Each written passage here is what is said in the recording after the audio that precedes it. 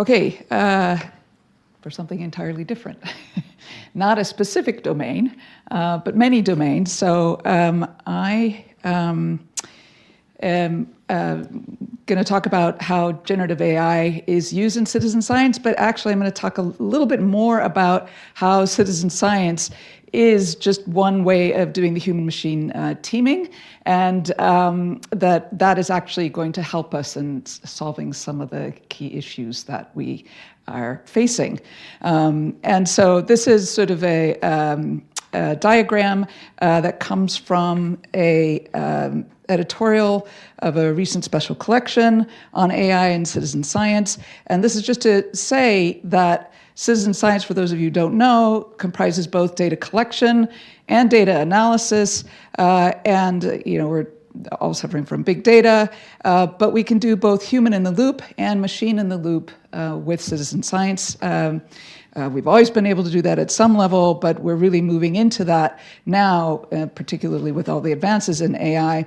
And one of the areas that we're quite interested in is how to provide general AI support, particularly with generative AI, so agents and other chatbots, et cetera, to provide assistance to both our research teams and the volunteers for building community support, and machine assistance to humans for protocol training and data collection accuracy and all sorts of things. So there's this great loop that we can use with citizen science and data. And then I just want to call out that we had a recent visioning workshop with the Computing Community Consortium, and the link is there. And I guess to save time, I'm assuming these slides are going to be available to everybody. All right, so because I got a lot of slides, I'm not going to get through every word on them. So this is just to sort of set the stage. I'm going to focus mostly on the work that I do, which is I'm a co-founder of the Zooniverse platform. And I just want to emphasize we have nearly 3 million volunteers worldwide doing all the things that people forget about when they're talking about AI.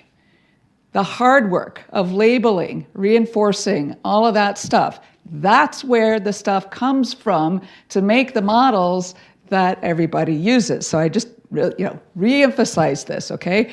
We have 1 billion labels across a huge variety of domains, and that allows us to do a lot of really cool things, building models. Long ago, in 2019, one of the master students here from computer science, Marco Willi, did this great study on the impact of transfer learning, because we had so many labels. We could learn about transfer learning, et cetera. Okay, great. We have then these AI-ready benchmark data sets in Galaxy, morphology, and in animal ID. So we can also do correct-to-machine functionality on Zooniverse. So if you want to talk about reinforcement learning, that's something we can do here.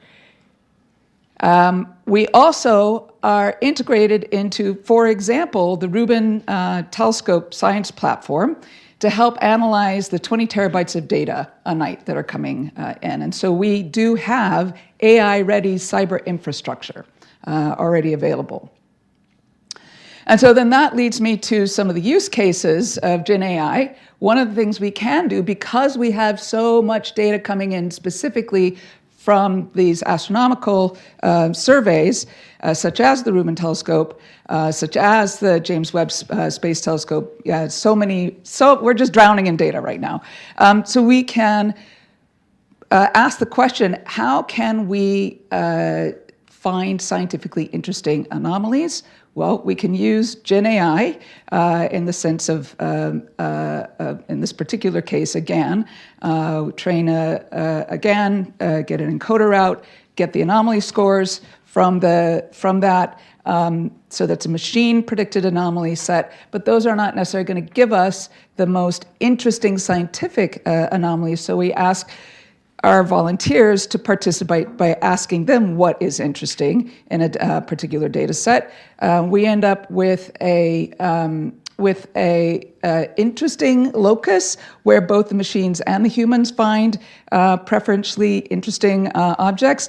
And by combining both the human and the machine anomaly scores, we only have to look at 20% of the 1.5 million total sample to find the scientifically interesting objects with an 80% purity.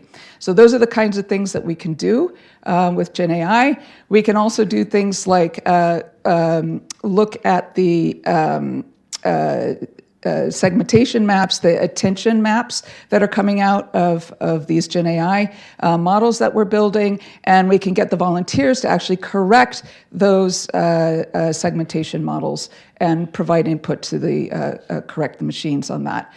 So a couple of things that we need help with. We need help to help our volunteers identify scientifically interesting anomalies. So how can we create agents that enable them to look through the vast amounts of literature that makes sense for them to help us identify scientifically interesting anomalies and other ways that we can use LLMs. That is one area we need quite a lot of help with right now. And then just finishing up, so these are areas that we believe we can actually really help with. Generalization on out-of-distribution data, handling rare classes, the explainability and trustworthiness of AI, and we do feel like we have some of the platform and cyber infrastructure available. And just to finalize that, we do have this really unique point of being able to help with the understanding of the strengths and limitations of generative AI with our 3 million volunteers on our platform. Thank you.